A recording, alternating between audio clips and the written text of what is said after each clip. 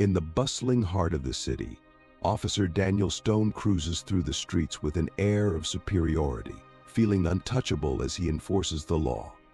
His routine patrol takes a sudden turn when he spots a luxury car speeding past him. Without hesitation, he pulls over the vehicle, driven by a black woman in an upscale neighborhood. His preconceived biases flare up as he approaches her with contempt, questioning her right to be there and insinuating that the car couldn't possibly belong to her. The woman, poised and composed, remains unruffled by Daniel's aggression. Little does Daniel know, she is the wife of his new boss, Captain Marcus Lee. Despite his attempts to intimidate her, she handles the situation with dignity, leaving him frustrated and unsettled. That night, as he returns home, Daniel's thoughts are haunted by the woman's calm defiance. The next day, his unease turns into a nightmare when Captain Lee summons him to his office. The captain, known for his impeccable reputation and fairness, reveals that the woman's report of the incident has reached him. As Daniel's heart races, he realizes that his actions have consequences far beyond his expectations. This encounter, driven by his prejudices, will lead to a reckoning that changes his life forever. If you are not subscribed, I recommend you subscribe and activate the bell so you don't miss any videos. Officer Daniel Stone, a white police officer, is cruising through the bustling streets of a major city on his routine patrol. With an air of unshakable authority, he feels invincible, accustomed to wielding his power with impunity and seldom facing repercussions for his actions. His patrol car glides smoothly over the pavement as he surveys the cityscape, his confidence radiating with every turn of the wheel. Suddenly, his attention is captured by a sleek luxury car speeding past him, its engine purring with undeniable opulence. A wave of suspicion washes over him. The car's driver is a black woman, and the setting is an upscale neighborhood that seems to heighten Daniel's unfounded assumptions. Driven by an ingrained prejudice, he decides to pull the vehicle over. As he maneuvers his patrol car to follow, his thoughts churn with biases. His sense of superiority grows, and his belief that he is above scrutiny is now fortified. When he finally stops the luxury sedan, Daniel approaches with a swagger that signifies his intent to assert control. His demeanor is intentionally intimidating, designed to unsettle. The woman in the driver's seat, poised and composed, meets his gaze with a calmness that contrasts starkly with the hostility he exudes. Daniel demands her documents, his tone dripping with disdain. He scrutinizes her as if questioning her right to drive such a high-end vehicle. The racially charged words that tumble from his mouth are laced with condescension, aimed to belittle and humiliate. He insinuates that the car could not possibly belong to her, a thinly veiled attack rooted in his prejudiced assumptions. Despite his attempt to provoke, the woman remains collected. She responds briefly, her actions deliberate and unflustered, as she hands over her documents with an air of dignity. Unbeknownst to Daniel, this woman is the wife of his new superior, Captain Marcus Lee. Her calm demeanor belies the knowledge that this encounter will have repercussions. She does not reveal her identity, understanding that Daniel's actions will soon have consequences far beyond his immediate interaction. As the sirens of the city echo in the background, a constant reminder of Daniel's authority, he continues his patrol with the same misplaced confidence that has marked his day. The sun casts a bright glare over the city's busy streets, but for Daniel, it's merely another routine day, one that reinforces his sense of entitlement. The patrol car weaves through an upscale neighborhood characterized by its spacious streets and meticulously maintained gardens that reflect the affluence of its residents. Although Daniel does not typically patrol this area, a slow day provides him the opportunity to spend time here. He turns a corner and spots the luxury sedan again, now moving slightly over the speed limit. It's a minor infraction, but Daniel's preconceived notions spur him to follow the vehicle. As he draws closer, He observes the driver's elegant attire and refined demeanor. Despite the absence of any real issue, Daniel's prejudiced mindset leads him to escalate the situation. He activates his lights and pulls the car over, his actions driven more by bias than by any legitimate cause for concern. When the luxury sedan comes to a halt, Daniel exits his patrol car with deliberate purpose, adjusting his belt where his holster is secured. His approach is marked by a deliberate and forceful knock on the car window. The woman, unruffled, rolls down the window with a measured grace that stands in stark contrast to Daniel's aggressive stance. As she meets his piercing eyes with her serene gaze, the encounter becomes a stark reflection of the inherent prejudices that taint his sense of duty. "License and registration, please," he commands, his tone devoid of any warmth or courtesy. The woman glances at him briefly, her eyes calm yet holding a depth that unsettles Daniel in a way he's not used to. With a silent resolve, she hands over her documents. Daniel notices that her hands are steady, an unusual sight for him, who is accustomed to seeing the trembling of nervous drivers. "Do you know why I pulled you over?" Daniel inquires, his eyes narrowing as he scrutinizes the documents. The woman remains composed, her voice steady and unwavering as she responds, "No, I don't. I was driving within the speed limit." Her confident demeanor is unsettling to Daniel. He is accustomed to fear, nervousness, and a submissive attitude in drivers, but this woman's calm assurance is foreign and bothersome to him.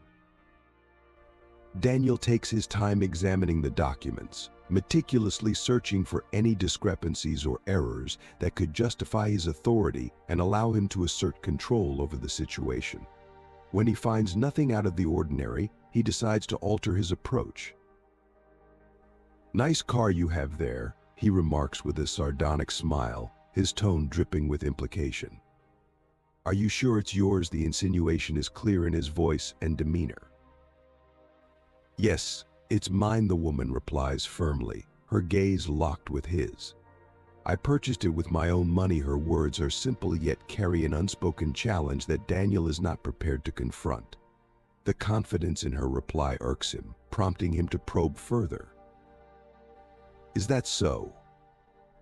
"Interesting," Daniel says, his voice taking on a mocking edge. "I wasn't aware this neighborhood was becoming a hotspot for luxury cars. Do you live around here, or are you just passing through? You seem a bit out of place to me." The woman senses the underlying hostility in his tone and responds with calm determination. "I'm heading home. I've lived in this neighborhood for 3 years." She gestures towards a street ahead. "My house is just down that way." Daniel glances in the direction she points, but there is nothing visible that would justify prolonging the stop. Yet, his unspoken frustration compels him to continue. He leans on the car, invading her personal space enough that she can detect the faint aroma of coffee on his breath. "You know," Daniel begins, his tone now laced with insinuation, "a car like this can attract attention. People like you don't usually drive around here. Maybe there's something you're not telling me."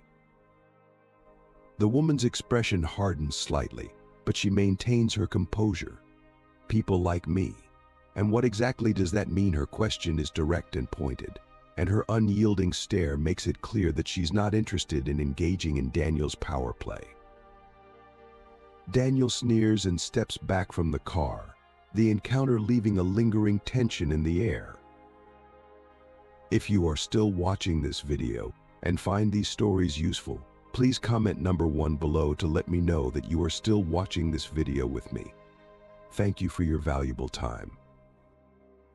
"You know exactly what this means," he responds tersely, deliberately avoiding the rhetorical nature of the question.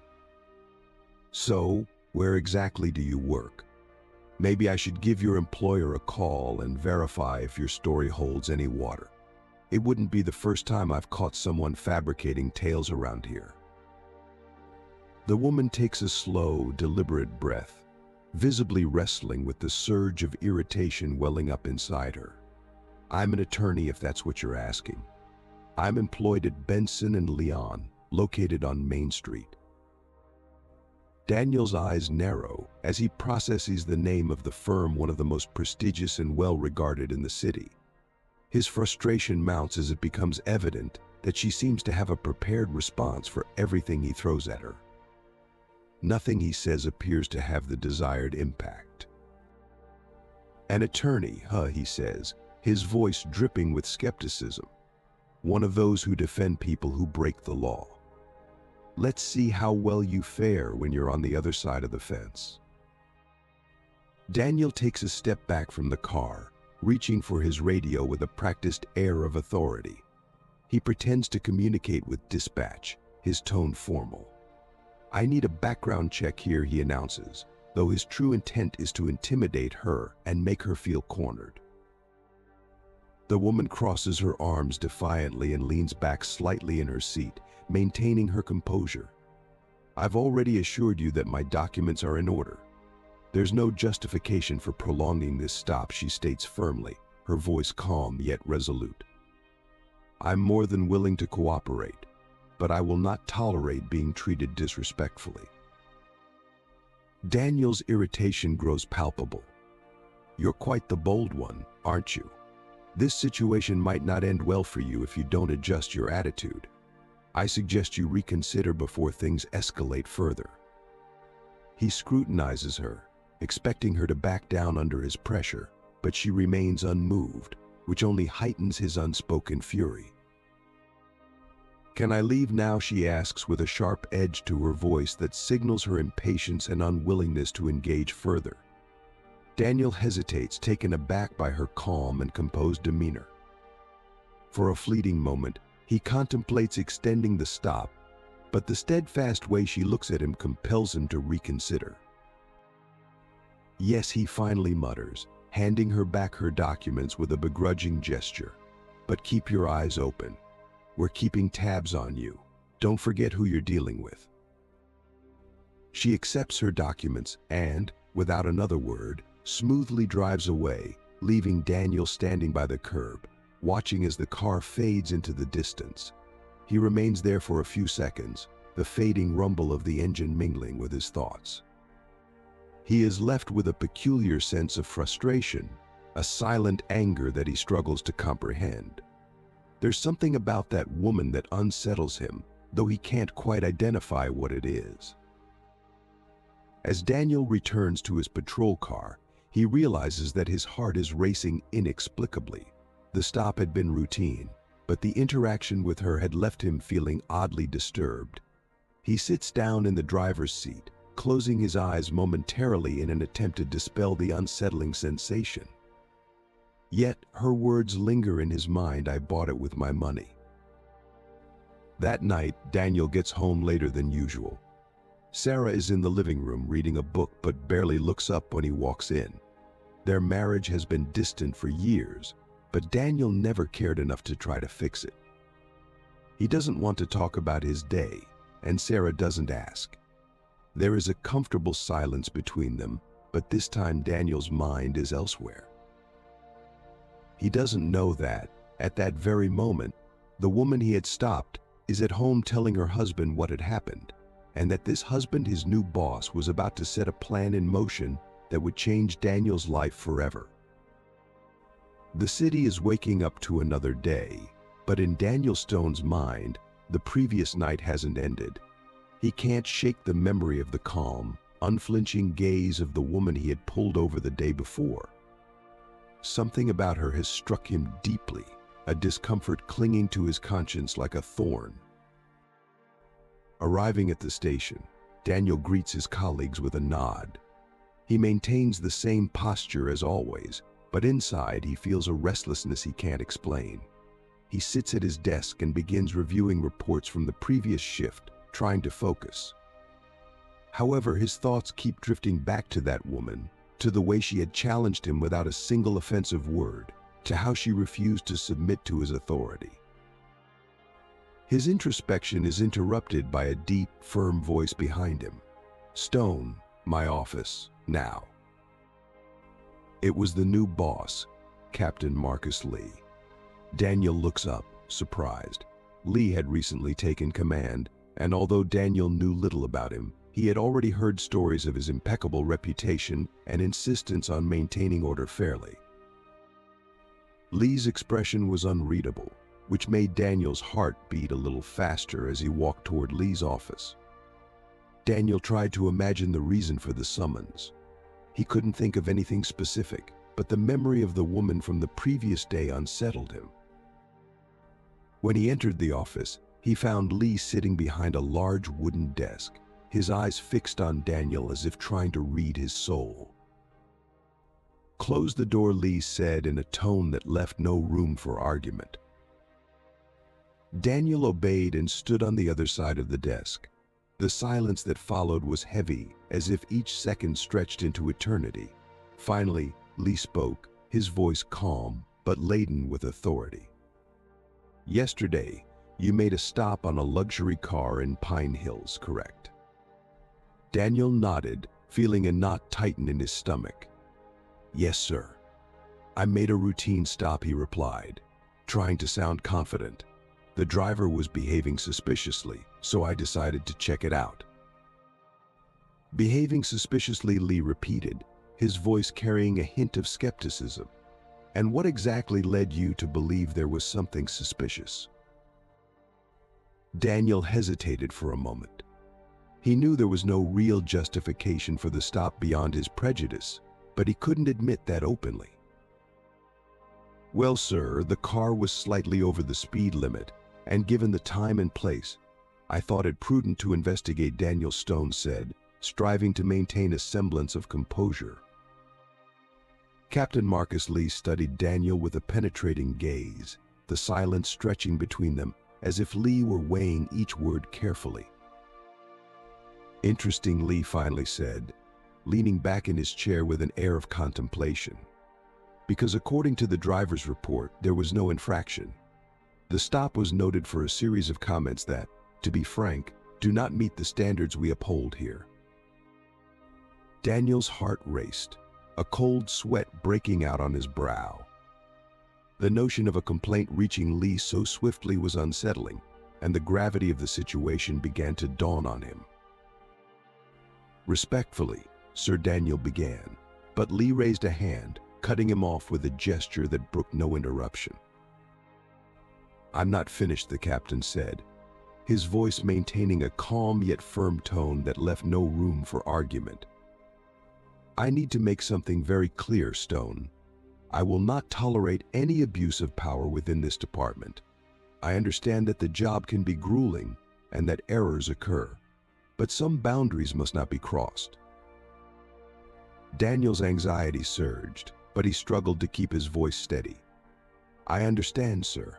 I only intended to protect the community," he said, attempting to sound earnest. Lee continued to observe him with a discerning eye, then stood up and walked over to the window, staring out at the city below. "I hope that's the case," he said, his gaze unwavering. "From now on, I'll be closely monitoring your actions. This city needs officers who genuinely serve and protect, not those who seek to intimidate and misuse their authority. I will be keeping a vigilant eye on you." The weight of Lee's words settled heavily on Daniel's shoulders. He could feel a creeping sense of paranoia and unease. He wondered just how far Lee's scrutiny would go and how it might impact his daily work. "I understand," Sir Daniel said, trying to maintain his professional demeanor. "If there's nothing else, I'll return to my duties." "Go," Lee said tersely, still facing the window. "But remember what I've said, Stone. There will not be a second chance." As Daniel left the office, Lee's stern warning echoed in his mind, amplifying his sense of being under constant surveillance. Returning to his desk, he attempted to focus on his tasks, but the tension and unease were palpable. The weight of Lee's warning was a constant reminder that his actions would be closely scrutinized from now on. In the days that followed, Daniel felt the increased scrutiny of his every move. Every stop he made was observed by a colleague, and his reports were reviewed with an intensity he had never experienced before. He felt as if he were trapped in a high-stakes game where the rules had shifted and he was struggling to keep up.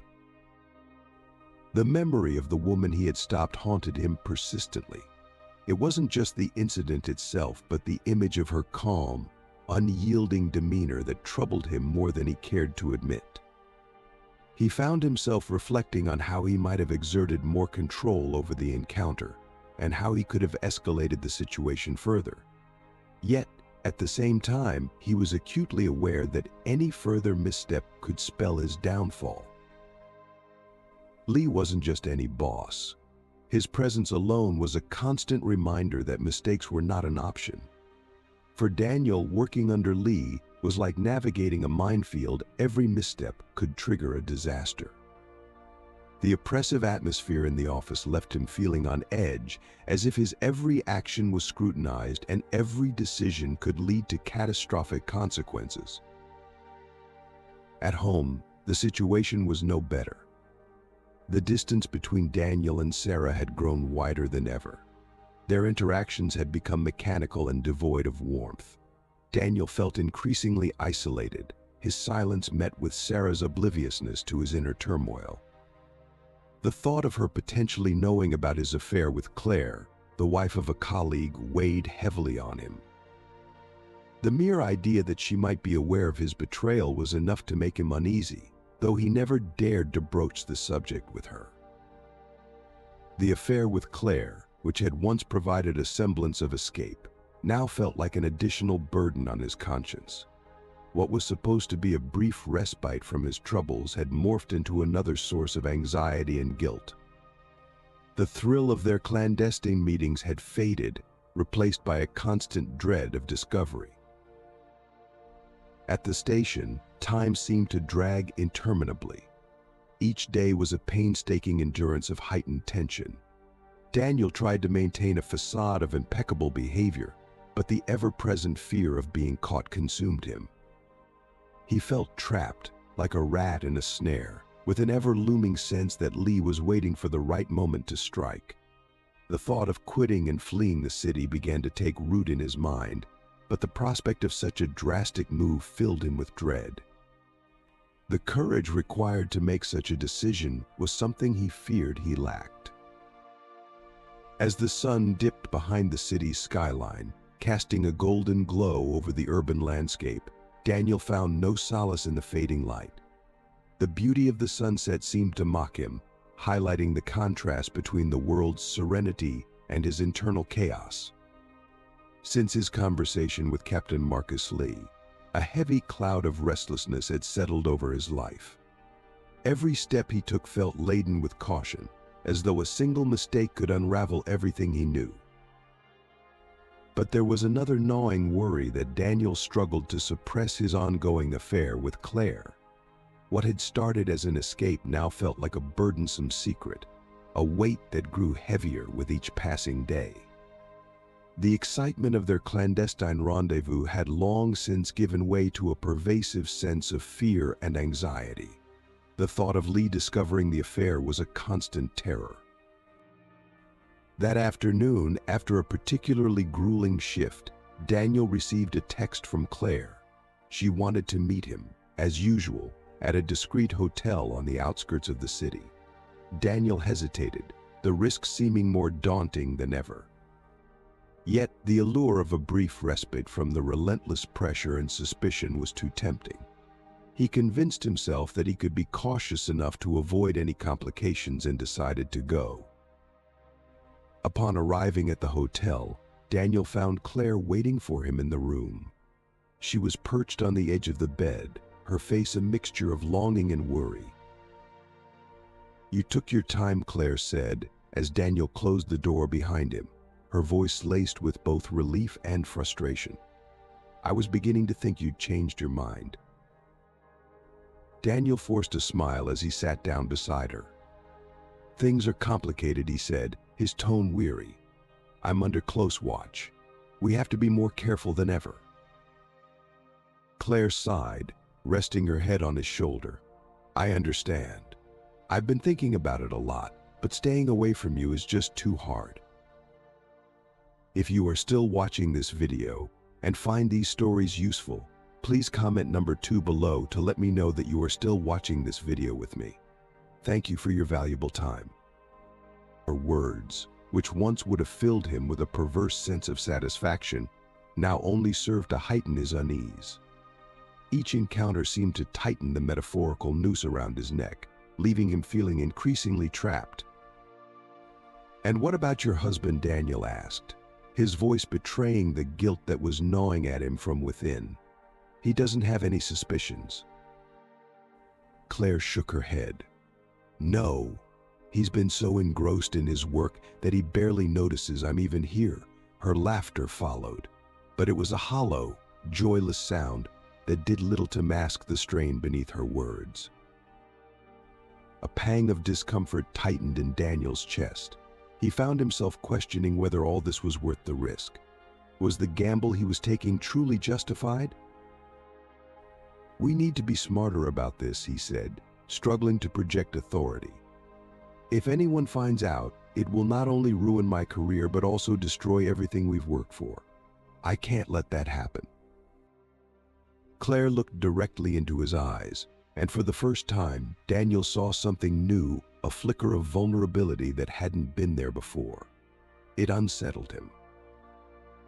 "I don't want to be a burden to you," Daniel, Claire said quietly. "But I also don't want to lose you." Daniel tried to offer reassurance, though he was more focused on bolstering his sense of control than on comforting her.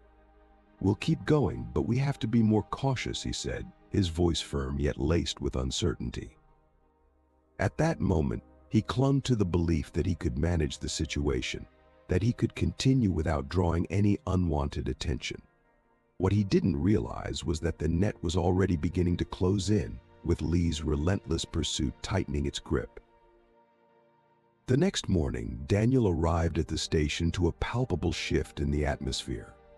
The usual bustle was replaced by an almost tangible tension. He noticed his colleagues casting furtive glances in his direction, their expressions sharp and expectant, as if anticipating some imminent development.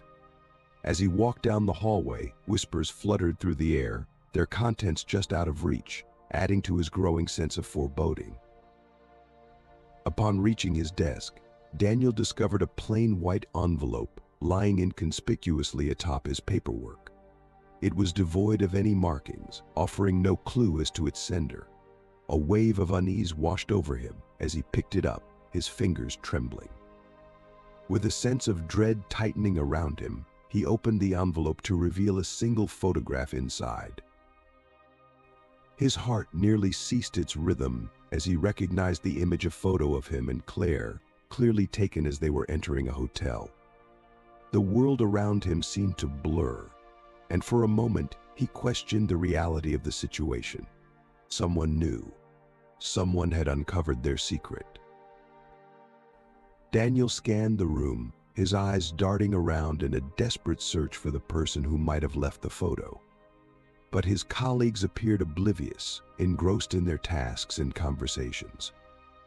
Panic surged within him as he quickly returned the photograph to the envelope and shoved it into his desk drawer, his mind racing with anxiety. Throughout the rest of the day, Daniel struggled to focus on his duties. His thoughts were a chaotic whirlwind, consumed by the mystery of who could have taken the photo and what their intentions might be. Was it a warning, a veiled threat, or perhaps a trap meticulously set by Lee? The uncertainty gnawed at him, amplifying his sense of impending doom.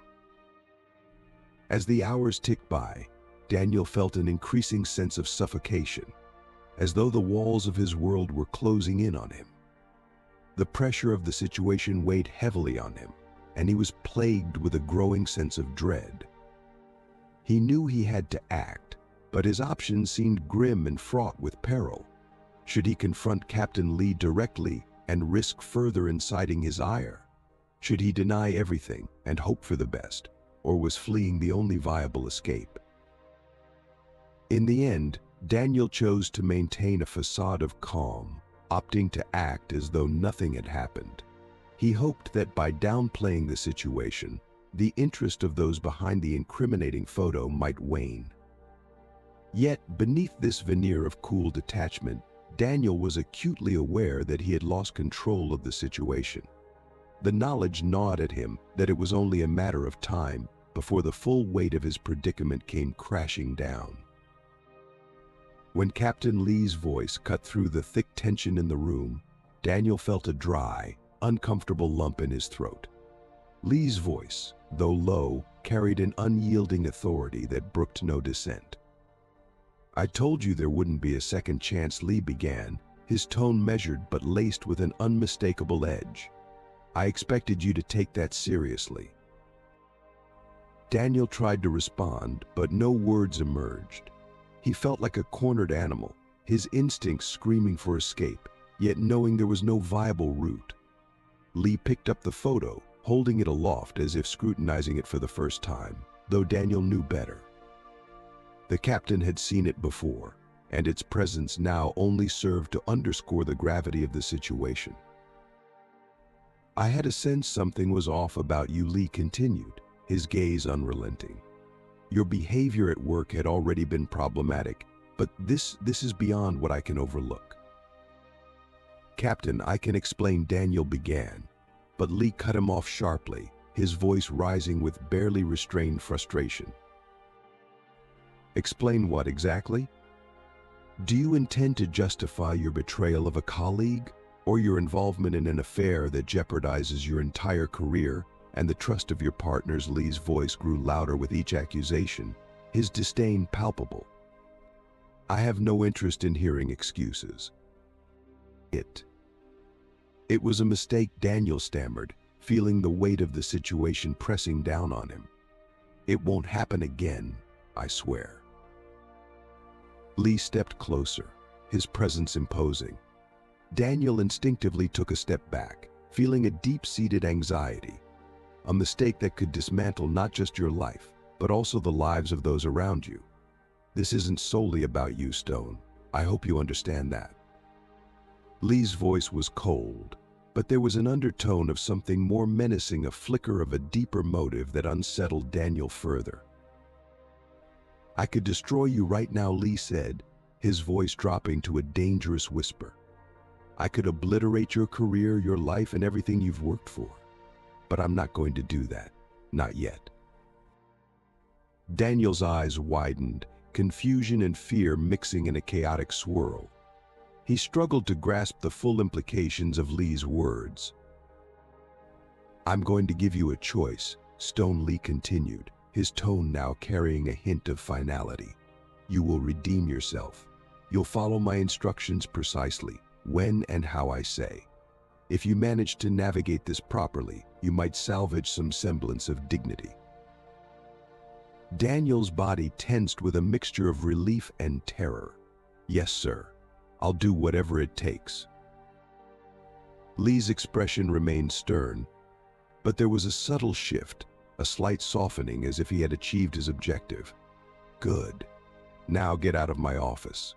Remember, I'm offering you a chance that many wouldn't. Don't squander it." As Daniel left the office, the weight of his predicament settled heavily on his shoulders. The path ahead was fraught with uncertainty, but the clarity of his predicament was undeniable. The choice before him was stark, and the consequences of failure loomed large. Daniel left the office with the sensation of having narrowly escaped a perilous trap, but he was acutely aware that he was, in fact, more ensnared than ever before. The days that followed his tense conversation in Captain Marcus Lee's office stretched interminably, each moment dragging with a relentless weight. The pressure on Daniel Stone was mounting, a constant and oppressive force that seemed to suffocate him from within. Although he had vowed to comply with Lee's demands, the pervasive fear that his life could unravel at any given moment kept him teetering on the brink of despair. The silence he had once cherished in the sanctuary of his home now felt like an oppressive shroud, closing in around him and amplifying his anxiety. Even the meetings with Claire, which had previously offered a brief respite from his torment, were now marred by the persistent dread of being discovered. The joy and solace he had once derived from these encounters were overshadowed by the ever-present terror of exposure. If you are still watching this video and find these stories useful, please comment number 3 below to let me know that you are still watching this video with me. Thank you for your valuable time. At the police station, Daniel's vigilance was constant. He was acutely aware that Lee's watchful eyes were scrutinizing his every move. The sensation of being under a microscope, with Lee as the ever-present observer, rendered him a mere puppet in a grim theater, with the captain orchestrating his every action. Daniel struggled to maintain a semblance of normalcy in his routine, but every action and every decision was clouded by the omnipresent threat that his carefully constructed world could collapse in an instant. A week after their last conversation, Lee summoned Daniel to his office once more. This time, the captain's demeanor was markedly more serious, suggesting he had decided on significant consequences. The gravity of the situation was palpable. Stone Lee began abruptly, his voice devoid of preamble. "I have a mission for you. This assignment will determine whether you truly deserve the second chance I'm offering." Daniel's heart pounded in his chest. The word mission sent a jolt of apprehension through him. He fought to keep his composure, but the gnawing fear that Lee might be setting him up for failure was impossible to ignore. "What exactly do you need me to do?" Daniel inquired, his voice betraying a hint of his inner turmoil.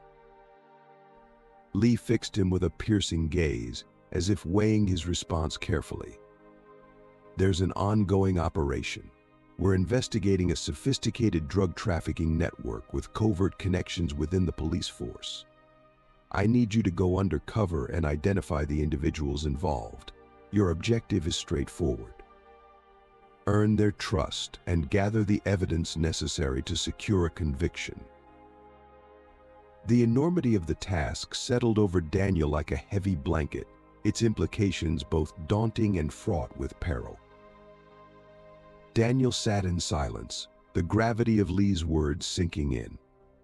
A dangerous mission lay ahead, one that would jeopardize his very life.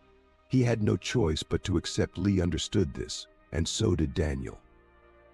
It was clear that this mission was not just about the assignment itself, but also about maintaining control over him.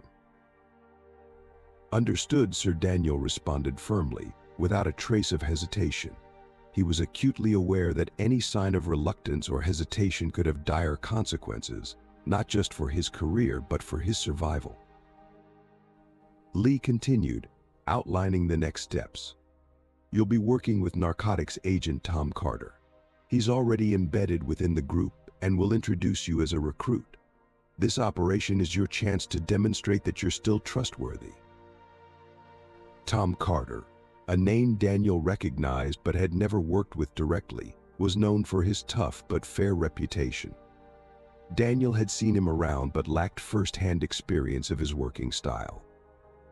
What Daniel was unaware of was that Carter had been briefed about Daniel's situation and had been instructed by Lee to keep a vigilant eye on him throughout the mission. Later that evening, Daniel met Carter at a nondescript bar situated in a seedy part of town, frequented by various contacts of the drug network. The bar was dimly lit, adding to the clandestine atmosphere.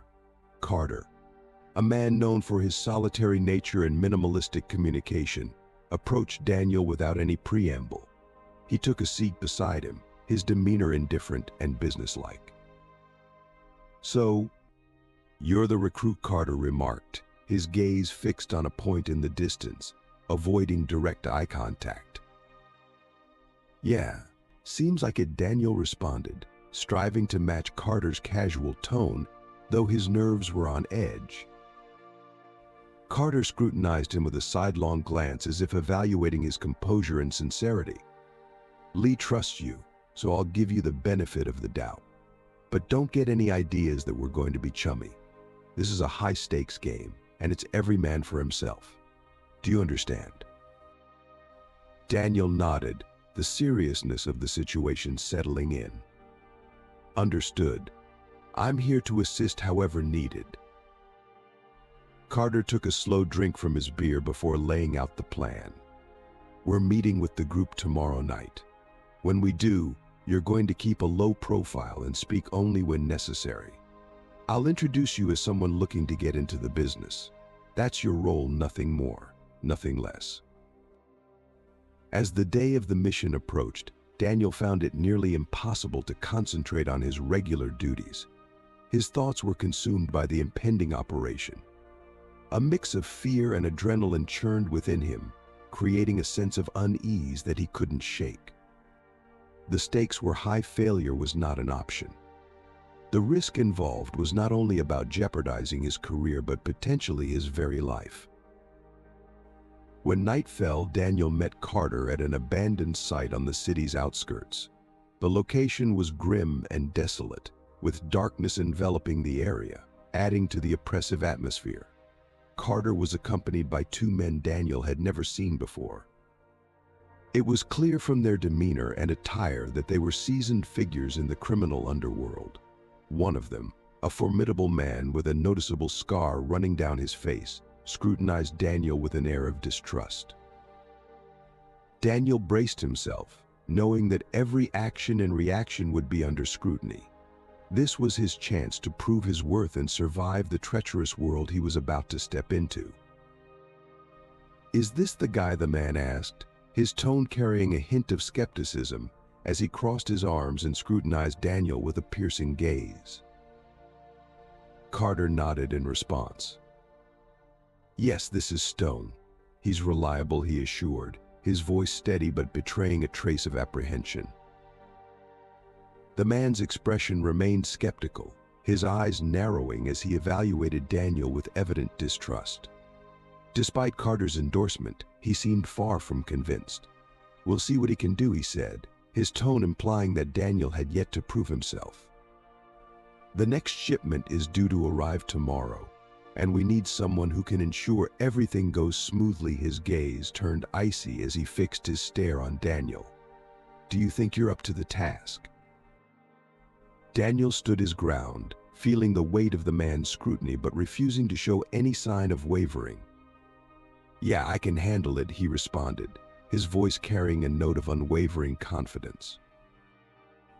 The man's lips curled into a thin smile that failed to reach his eyes, conveying no warmth or reassurance. "Good. We'll see how you perform." The night seemed to dissolve into a haze of activity. Daniel diligently followed Carter's instructions, meticulously observing every detail, every interaction, absorbing all the information he could gather. The gravity of the situation weighed heavily on him. Any mistake could have dire consequences. He understood that earning these men's trust was crucial for the success of his mission, assigned to him by Lee. As the operation unfolded, Daniel's sense of foreboding deepened. The trafficking network was far more sophisticated and formidable than he had initially anticipated. Beyond the visible law enforcement presence, there were external forces at play, shadowy figures whose involvement added layers of complexity to an already perilous situation. He soon found himself ensnared in a tangled web of deceit and treachery, where every decision held life or death implications. Each encounter with the traffickers was fraught with tension, a test of his nerves and composure. Maintaining his facade was crucial, but the constant fear of exposure and Carter's incessant vigilance kept him in a state of heightened alertness. He was walking a razor-thin line between fulfilling his mission and safeguarding his own life. During one particularly tense meeting, the man with the scar approached Daniel, his demeanor more distrustful than ever. "You know, Stone," he began in a low, almost conspiratorial whisper, "I don't trust you. There's something about you that just doesn't sit right with me." Daniel's heart pounded, but he managed to keep his expression neutral and his voice steady. "I'm here to get the job done," he replied, striving to project confidence despite the rising tension. The man stared at him for a long, unnerving moment before finally stepping back. "I hope so," he said quietly, his voice laced with suspicion, before turning his attention back to Carter, leaving Daniel to grapple with the mounting pressure of his precarious situation. Daniel was acutely aware of the perilous position he was in. At any given moment, the intricate web of deception he had carefully spun could unravel, exposing him to dire consequences. There was no certainty that Lee, his tenuous ally, would come to his rescue. After all, Daniel was here not merely as a participant, but as a test case, an individual charged with demonstrating his worth under the harshest of conditions. Failure was not an option he could afford. As Daniel grappled with the immense pressure of his mission, the personal life he had left behind was unraveling at an alarming rate. Sarah, his wife, was growing increasingly distant with each passing day. Their marriage, already hanging by the thinnest of threads, was now on the brink of disintegration. Daniel understood all too well that he could no longer count on Sarah for support. Yet the profound loneliness and emotional isolation he felt made him even more vulnerable to the trials he was facing. The noose of danger was tightening around him, and Daniel sensed that time was running out. He was acutely aware that he needed to find a way to extricate himself from this perilous situation and complete the mission without losing himself in the process. However, as each day passed, the prospect of achieving this seemed increasingly remote. Deep within, Daniel harbored a haunting realization: even if he survived the mission, the person he emerged as would be irrevocably changed. The boundaries between right and wrong, justice and survival, were becoming ever more blurred. He questioned how much longer he could endure this internal and external turmoil before succumbing to the strain. By dawn, Daniel Stone was a shadow of his former self, worn down by relentless mental and physical exhaustion. The burden of the mission, compounded by sleepless nights and the ever-present anxiety of potential exposure, seemed to weigh heavily upon him. He knew he was approaching his breaking point, yet the necessity of continuing was inescapable. The mission Lee had entrusted him with was not just a test of his capabilities, but a matter of sheer survival. If you are still watching this video and find these stories useful, please comment number 4 below to let me know that you are still watching this video with me. Thank you for your valuable time. That morning, as he steeled himself for yet another tense meeting with the trafficking network, Daniel received an urgent message from Lee: "We need to talk." Now, the terse message left no room for misinterpretation. A shiver of apprehension coursed through Daniel. Lee's direct summons was an unusual and ominous sign, indicating that a significant and troubling development had occurred. Daniel made his way to the station, his heart racing with a mix of dread and anticipation. Upon arriving and entering Lee's office, he found the captain standing rigidly by the window, the air thick with tension. "Captain," Daniel began, but Lee cut him off with a raised hand, signaling him to silence. "We have a problem," Lee said, his back still turned. "The man with the scar, Jake, he doesn't trust you, and frankly, I can't say I blame him." A chill swept through Daniel as he heard Jake's name. He had been aware of Jake's suspicions, but the confirmation from Lee underscored the severity of the situation. "Jake is pushing hard," Lee continued, finally pivoting to face Daniel. "He wants you to prove your loyalty in ways that we cannot allow. They're planning a major operation tonight, and Jake is insisting that you be involved. If you refuse, the consequences will be dire. However, if you agree, you'll not only compromise your position but also endanger everyone involved." The gravity of Lee's words weighed heavily on Daniel. The stakes of his precarious situation now laid bare in stark, unsettling terms. Daniel felt as though the very ground had been yanked out from beneath him. He struggled to keep his voice steady as he asked, "And what do you suggest I do?" Lee stepped closer, his gaze unyielding and as hard as granite. "We need a way out, Stone. You're going to be involved in the job, but we'll be prepared to intervene. This operation will ensure that everyone involved is put into custody. But for it to work, you need to play your part flawlessly. The notion of participating in an actual heist, even under the watchful eye of the police, made Daniel's stomach churn with anxiety. The stakes were high. Any misstep could prove fatal, not just for him, but for the entire operation. Yet, despite the danger, this was his solitary chance to salvage some semblance of dignity. Understood, Daniel responded with resolve. I'll do what needs to be done. Lee's nod was curt, but his eyes betrayed a flicker of doubt. Stone, I'm aware you've made many mistakes, but this is your opportunity for redemption. If you succeed, you'll salvage your career. If you fail, well, you're well aware of the consequences. As Daniel left the office, he felt the crushing weight of the situation settle heavily upon his shoulders. The passage of time seemed to accelerate, drawing him inexorably into a vortex of impending doom. Night descended with an almost oppressive finality, and he prepared himself for what would be the most critical juncture of his life. The meeting place was an abandoned warehouse on the outskirts of the city, its desolate, decaying structure casting long, ominous shadows. The air was charged with palpable tension as Daniel arrived. Jake, the man with the scar who commanded the operation, fixed his steely gaze on Daniel the moment he stepped through the door. Tonight, Jake said with a chilling smile, we'll see what you're made of. He handed Daniel a gun and proceeded to brief him on the plan. The heist involved breaching a rival cartel's drug depot to steal a substantial cache of cocaine. The operation was fraught with danger, both financially lucrative and deadly if executed poorly. Daniel's mind raced as he absorbed the details. Every fiber of his being screamed in protest, but he steeled himself. The coming hours would test every ounce of his resolve and resourcefulness. The only certainty he had was that he had to see this through to the end, no matter the personal cost. Carter was present, and the look in his eyes conveyed the unspoken truth: they were entering perilous territory.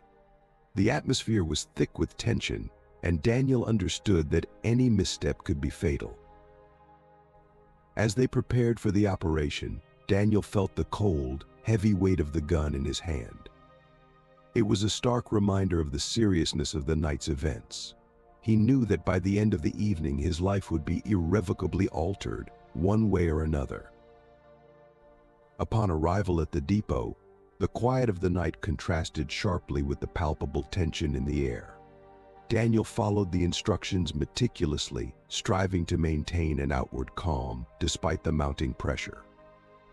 Jake led the group, his movements precise and deliberate. The entire operation was unfolding according to plan, or so it seemed.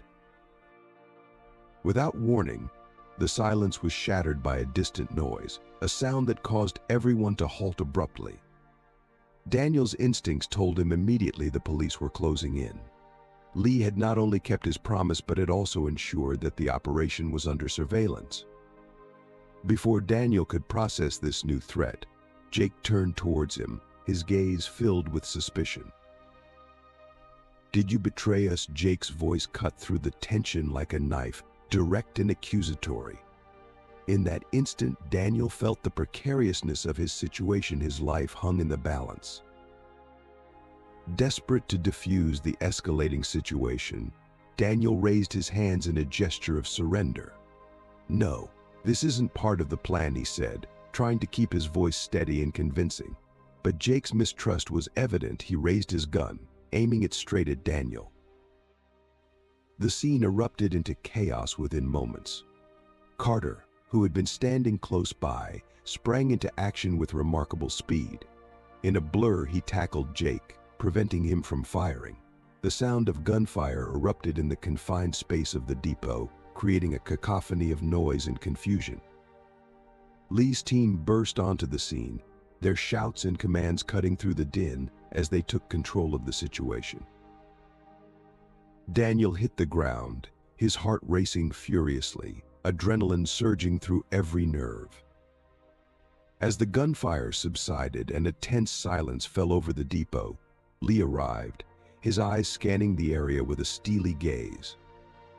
Jake lay on the floor, handcuffed and unconscious, while the other gang members were being apprehended and taken into custody. Carter approached Daniel, extending a hand to help him up. "You okay?" His tone was a mix of concern and relief, reflecting the intensity of the moment. Daniel nodded, still in a daze from the events that had unfolded so quickly. Lee walked over to him, his expression inscrutable.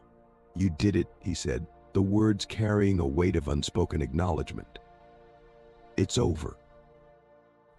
The operation had been completed, but the night's events left Daniel with a profound sense of disorientation. The reality of what had just transpired settled in as he stood amidst the aftermath, the impact of his actions sinking in. But Daniel knew deep down that the ordeal wasn't truly over. Though the mission was completed, the scars etched from that harrowing night would linger within him indefinitely. He surveyed the scene, witnessing the men being led away in handcuffs, and felt a profound emptiness begin to swell inside him. He had survived, yes, but the cost was steep, and the weight of what he had endured was beginning to settle heavily on his shoulders. Back at the station, Lee summoned Daniel to his office one final time. The room was cloaked in a somber, dim light that seemed to mirror the exhaustion etched into the captain's face. The fatigue was palpable, a testament to the toll the recent events had taken on him. "You did what had to be done," Stone Lee said, his voice carrying the weariness of his long nights and burdens. "Because of your actions, I'm giving you another chance." Daniel remained silent for a moment, grappling with the mixed emotions swirling within him. He had managed to salvage his career, but the sense of disillusionment and the internal fracture he felt made it difficult to embrace the moment fully. He could not shake the haunting sense that a part of him had irrevocably shattered during that night. "Thank you, Captain," he finally murmured, his voice sounding foreign to him, as though it had been stripped of its usual confidence. Lee's gaze hardened, his eyes reflecting the gravity of his next words. "But remember this is your last chance. I won't be able to save you again. Make it count." Daniel nodded solemnly, the weight of Lee's words sinking in as a stark, irrevocable truth. He exited Lee's office with a heavy heart, his head bowed in resignation. He felt a fleeting sense of relief, mixed with a profound emptiness. The world he had known had irrevocably shifted, and the normalcy he had once taken for granted was now a distant memory. Upon arriving home, Sarah was waiting for him, her face a mask of unreadable emotions. The tension between them was palpable, and Daniel knew he had to confront his past, make peace with his choices, and most importantly, reconcile with himself. At that moment, all he longed for was a brief respite, a sliver of tranquility before the full repercussions of his actions made themselves known once more. As the door closed behind him, the sound resonated through the house, underscoring the solitude of his return. Daniel realized that the true challenge was just beginning. The internal struggle, the one that would occupy his thoughts and heart every day from now on, would prove to be the most grueling battle of all. So there you have it, folks. A story of prejudice, unexpected consequences, and the power of empathy. What have you learned from this tale? In the comments below, share one thing you've learned from this story that you'll apply to your own life. Let's create a community of understanding and respect together. If you enjoyed this video, please show your support by leaving a comment, liking, sharing, and subscribing to our YouTube channel. We'll continue to bring you thought-provoking stories and discussions.